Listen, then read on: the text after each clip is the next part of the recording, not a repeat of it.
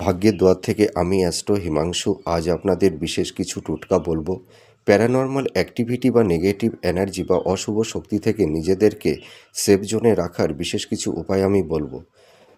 রাতে যখন ঘুমানোর সময় আপনার বেডরুমের বিছানা, কম্বল, লেপ অথবা আপনার পোশাকে কখনোই সুগন্ধি দ্রব্য স্প্রে করবেন না। এতে কি হবে, যদি আপনি এগুলো করেন তাহলে আপনার গৃহে নেগেটিভ এনার্জি বা প্যারানর্মাল অ্যাক্টিভিটি বা অশুভ শক্তি আপনার গৃহে প্রবেশ করতে পারে। আর একটি কথা বলবো মহিলাদের জন্য। ধরুন আপনারা অনেক সময় বিবাহ বা কোনো বিশেষ কোনো অনুষ্ঠানে আপনারা বাইরে কোনো রিলেটিভ বাড়িতে যান, অকেশান বাড়িতে, কিন্তু সেই সময় আমরা অনেকেই সবাই গায়ে স্প্রে সুগন্ধি দ্রব্য ব্যবহার করি। তা আপনারা কি করবেন, যখন আপনারা গৃহ থেকে বাইরে বেরোবেন তখন আপনাদের মাথার চুলে একটা গিঁট দিয়ে দেবেন।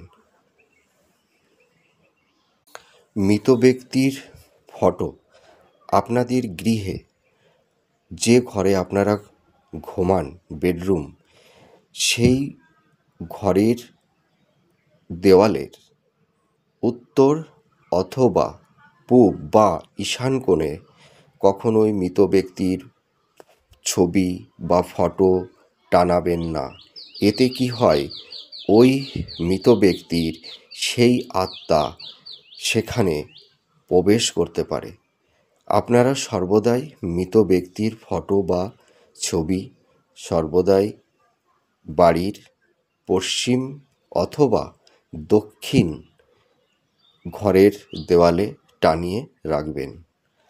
আরেকটি কথা বলছি, অনেকে দেখা যায় যে বাড়ি কিছু স্পিরিট বা অশুভ শক্তির বা বাজে হাওয়া বাড়ির আশপাশ দিয়ে প্রবাহিত হয়, বা আপনারা গৃহে যখন প্রবেশ করেন তখন দেখা যায় গাটা একটু ছমছম করছে, বা অনেকের শরীর সর্বদাই খারাপ হচ্ছে, তাহলে ভাববেন যে আপনার গৃহে কোনো অশুভ শক্তি বা নেগেটিভ হাওয়া বইছে।